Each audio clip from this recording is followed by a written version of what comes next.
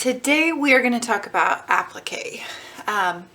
Applique is one of the best ways to personalize a gift or add a little bit of a design to any type of sewing project. A lot of people feel like they have to have a cutting machine to be super successful at creating designs for sewing projects or t-shirts or baby onesies or whatever, but that's not the case. You don't have to have a cutting machine. It does make life easier and quicker, but you can do all of those types of cut projects with just a little bit of elbow grease and knowing how to applique. So let me just tell you some of the supplies you're going to need. First off, you're going to need a pattern. This is just a home pattern. It's free on the blog. You can download it. This is going to be our applique.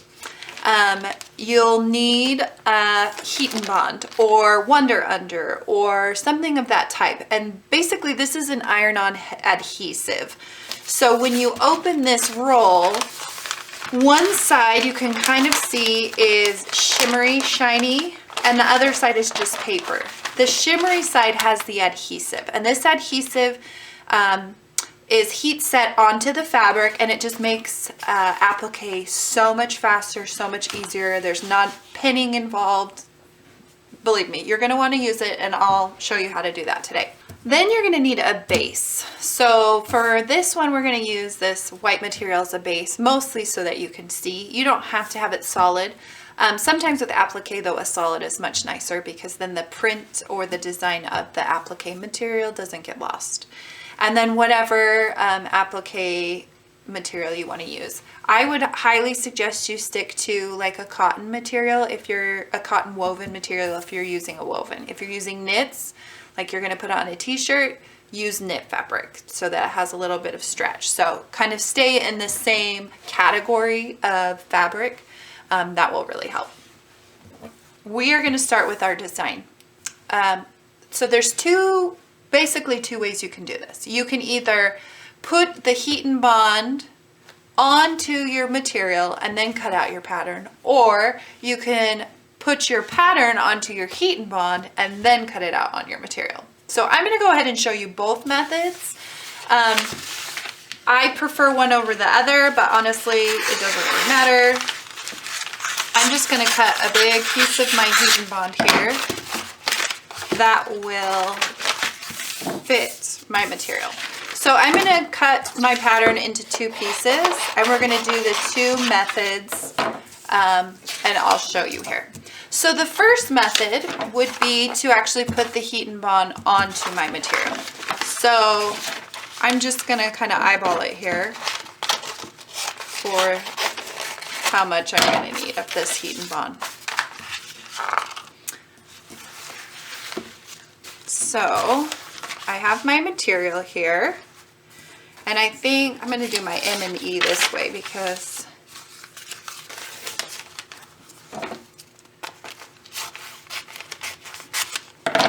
it will be a little bit easier. So I'm just going to put my heat and bond right onto my material here, and I'm going to press it right onto my material. Okay, so this is the first method. I'm putting the heat and bond onto the actual fabric. I'm just going to trim. Notice I'm not being super accurate. At this point, you don't need to be. So the heat and bond is on my material, and if I take it off, I peel it back, you can kind of see the shimmery shine there. Okay, so the first method is place heat and bond on material, and then I would take my applique piece here, trim it down, pin it right to my material, and cut it out. Okay, so I cut out the M and the E of home, just like that. Okay, and then I can peel back the heat and bond on the back. Okay, so we'll cut that out here in a second. The second method is to actually trace the design onto your heat and bond and then place it onto your material. Okay, now usually this is easiest done if you can use a marker to outline and trace the design. So I'm going to take a permanent marker and outline my H here. This one's not quite big enough.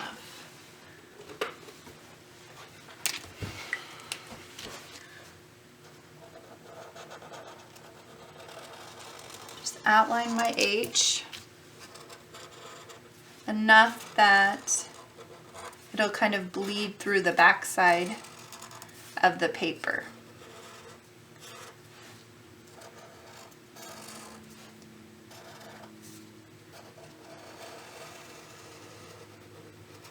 Okay, so there's my H, and you can kind of see it on the back side here. I guess I forgot a spot here in the middle. So there's my H. See how I did that? So I'll outline my house here.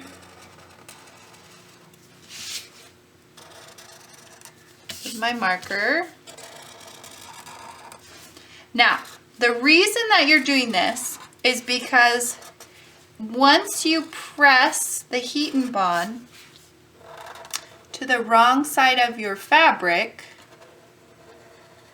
you're going to end up with your design the wrong direction if you don't do this. So if I just traced it, if I put it under here and I just traced it like this, once I actually press it to my material, my H and my house are going to be correct on the wrong side of my material, but when I cut it out, it's not going to be correct. Does that make sense?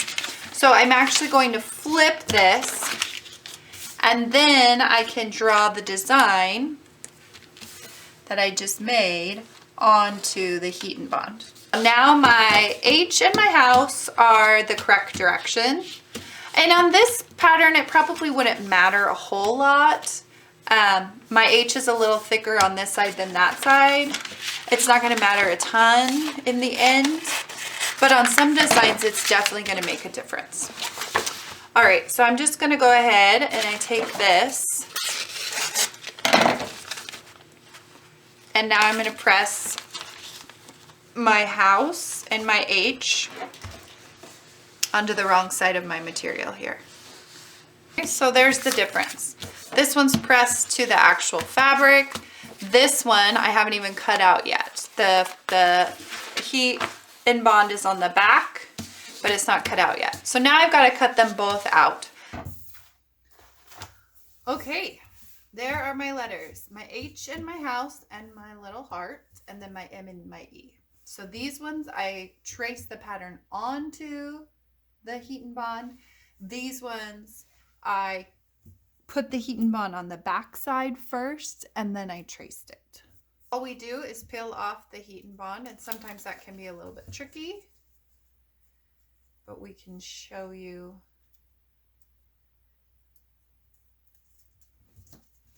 Like I said, sometimes it can be a little tricky. So there's my H, my little house.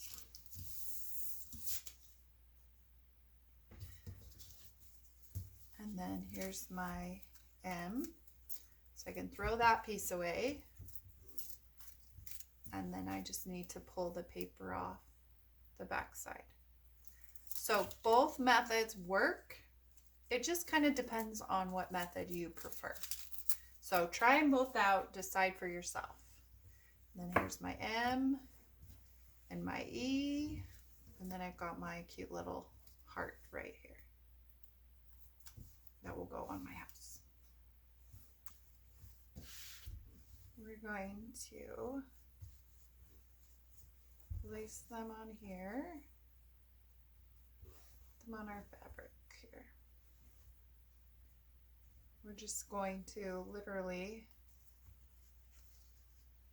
put them on here until we like how they look. We think they're straight. If you want to be super picky, you can always get out like a ruler and mark exactly where they should go. Or you could also print the design and put it underneath, or trace it onto the material. I'm not going to be overly picky here. And we're just going to press them right onto our fabric.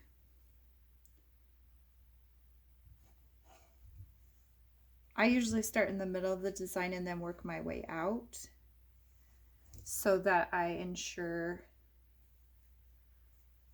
things get pressed all the way.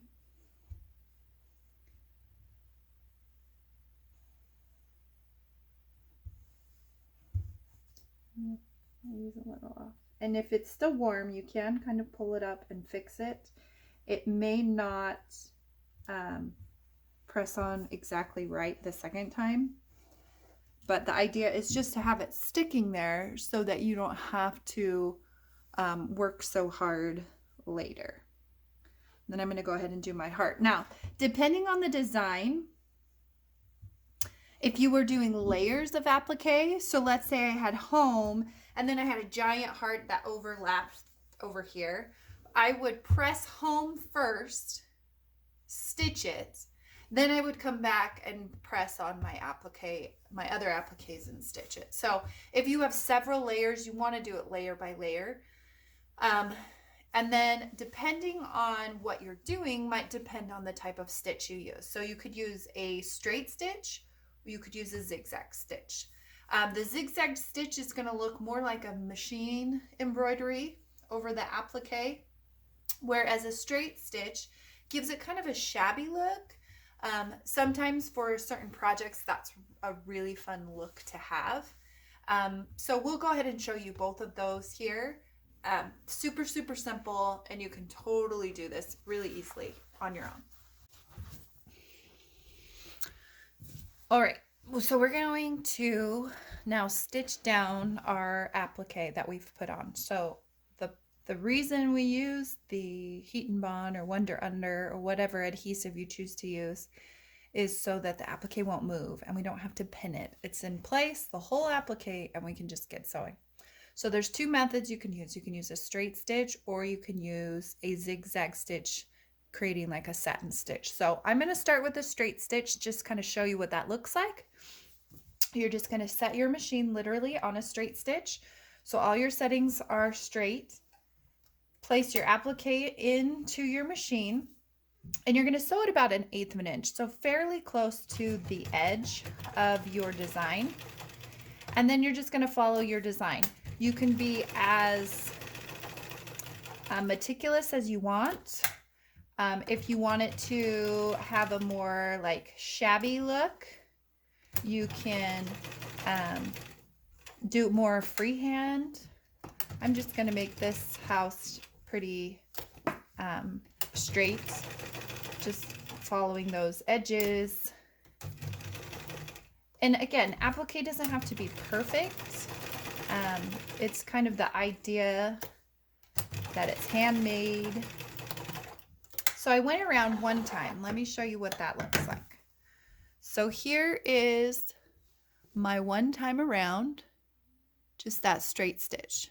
Now, I use the same color thread. You could get creative and you could use a darker thread. You could use a contrasting thread because sometimes with applique, it's kind of fun to see the other colors come out. It really depends on the project that you're doing as to how you might want to do that. Okay, so you could go around a second time on the applique. You could use a smaller stitch or a wider stitch. It's totally up to you.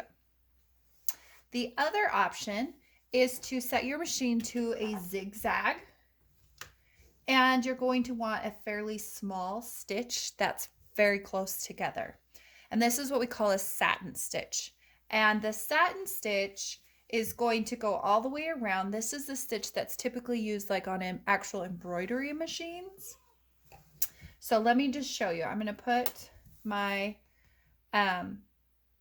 needle down, and we're going to go back and forth on this satin stitch. And it actually takes quite a bit of thread.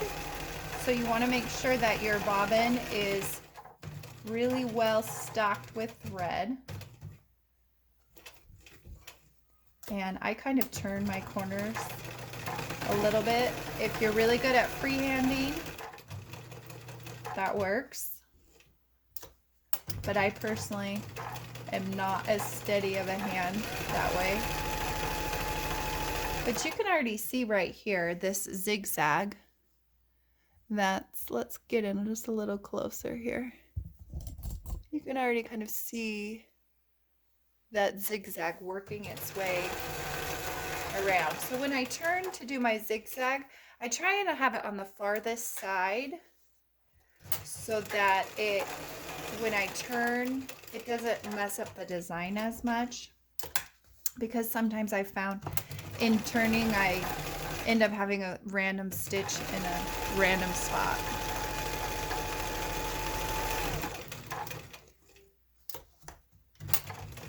And you're just going from the material, the applique material, to the backing material. So you're just kind of going around all of that to create this applique look.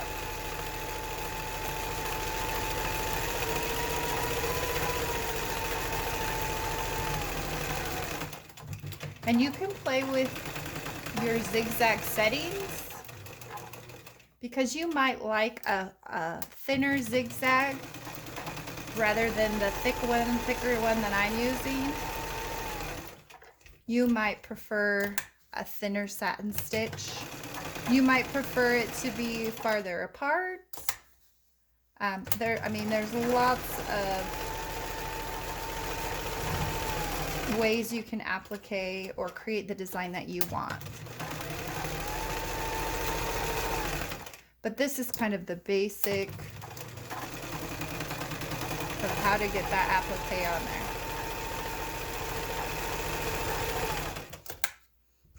All right, and then I just overlapped right over where I started. And let me just cut these so you can see it better here. And then there is that zigzag. You can see that there. Just makes a really nice finish on our H.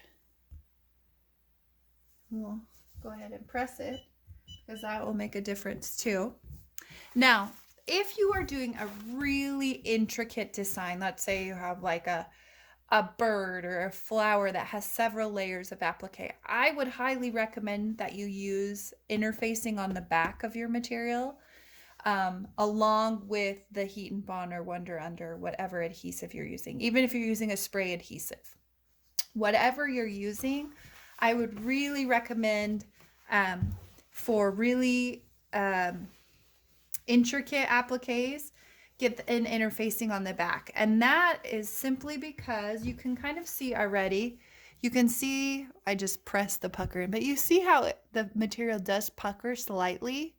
And that's just because of the stretch as you sew the material. So if you're going to really get into applique, you're going to want to research some of the different backings you might need for your main fabric here for whatever the applique is going on, just to give it a little bit more structure and to keep from having immense amounts of puckers. And there's lots of different types of interfacings. There are interfacings that are sew-on. There's some fusible interfacings. There's also interfacings that can go over the top of your design. There are clear interfacings that are water soluble. I use those a lot when I actually use my embroidery machine, and then I can just pull them off or spray them and they'll come right off. And it just helps to prevent some of the puckering and the stretching of the material as you sew. Here is our finished home banner. So you can see the applique. I went ahead and did a straight stitch applique around the red heart, and then I went ahead and added the zigzag around the house because it looks better when the applique is the same all throughout, except for, you know, like little details like this little heart. But that's as easy as it gets. Here's kind of the back so you can see.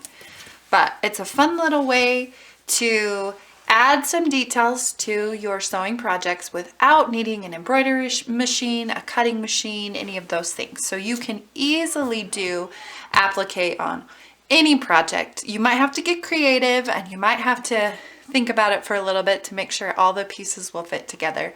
But in the end, you'll end up with a fun and simple, beautiful project. I hope this video helped you learn how to applique, and I can't wait to see what you make.